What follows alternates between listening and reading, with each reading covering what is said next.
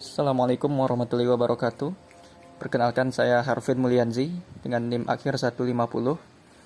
Pada kesempatan kali ini saya akan mencoba untuk menjelaskan laporan analisis kasus kekerasan seksual pada anak yang telah saya buat. Judul dari kasus saya yaitu Bejat, pria tua cabuli bocah saat pulang ngaji di Garut. Kasus ini terjadi pada tahun 2006 dan sumber informasi saya yang pertama itu dari artikel online, tepatnya di detik.com. Kemudian sumber kedua ada di akun YouTube Sinpo TV, dan sumber ketiga ada di akun Facebook Polres Garut. Penjelasan singkat kejadian. Aksi pencabulan ini dilakukan oleh seorang pria berusia 60 tahunan berinisial AYO terhadap anak perempuan tetangganya yang berusia 11 tahun. Dari beberapa sumber yang saya temukan, identitas korban tidak disebutkan. Aksi pencabulan ini diduga dilakukan pada malam hari, di mana AYO mencegat korban saat pulang mengaji. AYO mencabuli korban di kediamannya yang berlokasi di salah satu perkampungan warga di wilayah Garut Selatan. AYO diduga sudah beberapa kali melakukan aksi pencabulan terhadap korban sejak tahun 2025. AYO juga mengancam korban untuk tidak memberitahukan kejadian ini kepada siapapun. Aksi AYO sendiri akhirnya terungkap setelah keluarga korban menaruh kecurigaan dikarenakan korban tak kunjung mengalami menstruasi selama 2 bulan.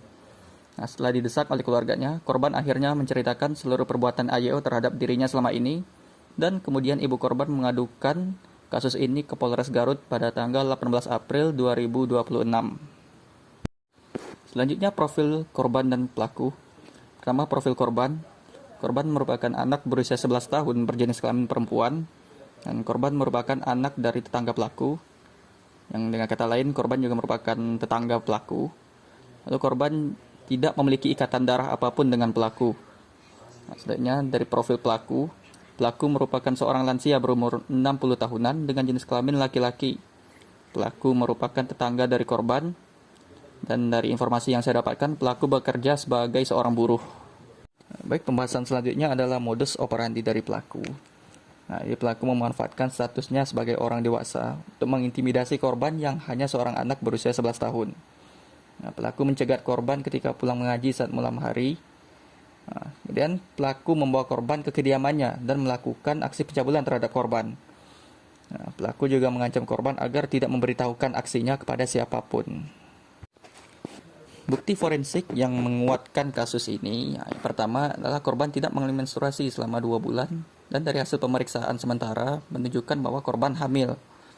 Lalu bukti yang kedua, polisi mengamankan barang bukti berupa satu das panjang warna pink motif kotak-kotak milik korban yang ditemukan di kediaman pelaku. Rangkaian proses investigasi ini dimulai dari terungkapnya kasus ini setelah keluarga korban curiga karena korban tidak mengalami menstruasi selama 2 bulan.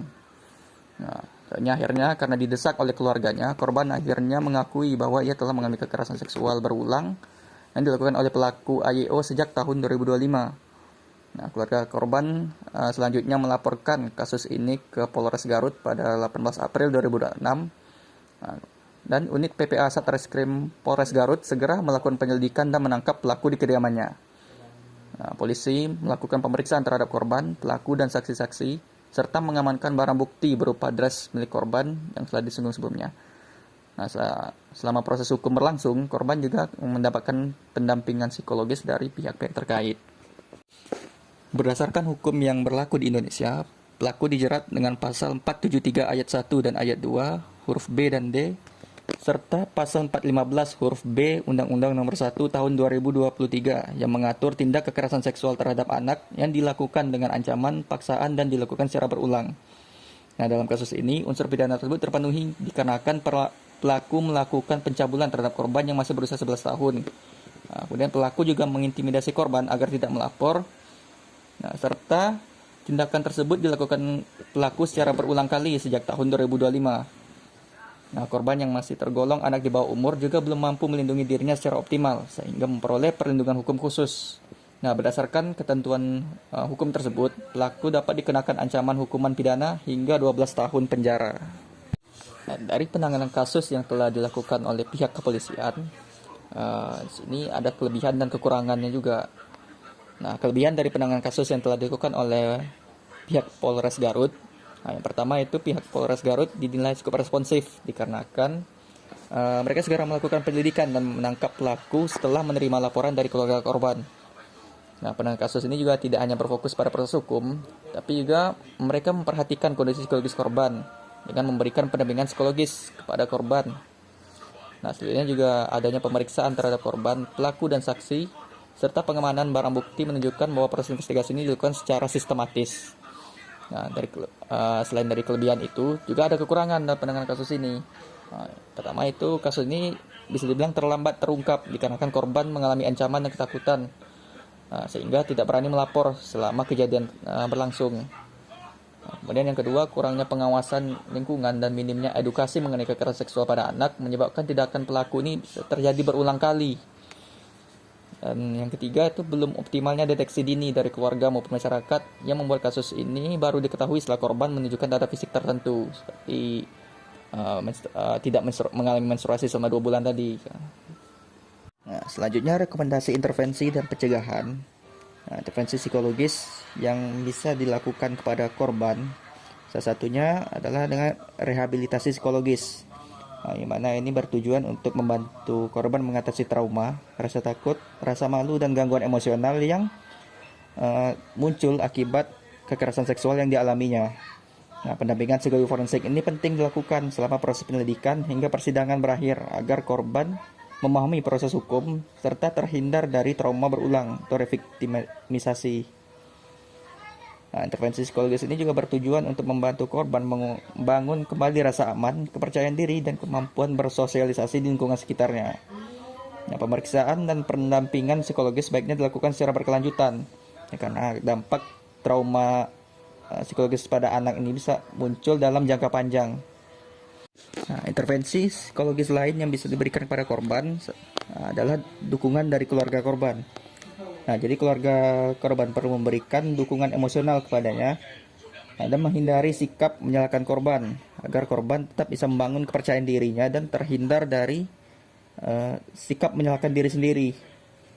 Nah, kemudian juga orang tua perlu meningkatkan komunikasi yang terbuka dan memberikan rasa aman agar korban tidak merasa terisolasi dan takut untuk berbicara. Nah, juga keluarga korban juga perlu diberikan edukasi mengenai dampak psikologis kekerasan seksual serta cara mendukung proses pemulihan korban secara tepat. Nah, jadi dari tenaga ahli seperti psikolog itu perlu memberikan edukasi juga kepada keluarga korban. Nah, selanjutnya juga dukungan keluarga ini sangat penting untuk membantu korban mengurangi trauma dan kembali menjalani aktivitas sehari-harinya secara normal. Nah, selanjutnya pencegahan dari kasus ini bisa dilakukan melalui keluarga dan masyarakat serta juga dari pemeran pemerintah dan lembaga terkait. Nah, dari pencegahan dari keluarga dan masyarakat itu bisa dilakukan dengan cara pertama itu dari pihak keluarga harus meningkatkan pengawasan terhadap aktivitas anak, terutama jika si anak berada di luar rumah pada malam hari. Nah, seperti kasus yang saya bahas ini, si anak itu mengalami kekerasan seksual dikarenakan dia pulang sendirian setelah mengaji malam hari. Nah, kemudian juga dari keluarga itu perlu memberikan edukasi seksual sesuai dengan usia anak agar anak memahami batasan tubuh dan berani melapor jika seandainya si anak mengalami tindakan yang tidak pantas. Nah, kemudian juga dari keluarga perlu membangun komunikasi terbuka agar anak bisa merasa aman untuk bercerita. Nah, selanjutnya juga dari tenaga profesional itu perlu memberikan edukasi pada masyarakat agar ini nantinya bisa meningkatkan kepedulian masyarakat terhadap tanda-tanda kekerasan seksual pada anak. Nah, selanjutnya pencegahan juga bisa dilakukan melalui pemerintah dan lembaga yang terkait. Nah, jadi dari pemerintah dan lembaga yang terkait itu perlu memperkuat layanan perlindungan anak melalui akses rehabilitasi psikologis, pendampingan hukum, dan layanan kesehatan bagi korban. Nah, kemudian juga perlu adanya kerjasama antara pihak kepolisian, psikolog, sekolah, dan dinas sosial yang terkait dalam menangani kasus kekerasan seksual terhadap anak secara holistik. Nah, kemudian juga dari pihak-pihak yang terkait itu tadi perlu melakukan sosialisasi secara berkala, baik itu di sekolah maupun di masyarakat terkait dengan perlindungan anak dan pencegahan kekerasan seksual. Nah, kemudian juga dari pemerintah itu juga perlu membuat sistem pelaporan kasus kekerasan seksual yang lebih aman, ramah anak agar korban itu berani melapor tanpa adanya rasa takut. Nah, mungkin sekian yang bisa saya sampaikan dari laporan analisis kasus kekerasan seksual saya. Atas segala kesalahan dari selama presentasi saya mohon maaf. Wassalamualaikum warahmatullahi wabarakatuh.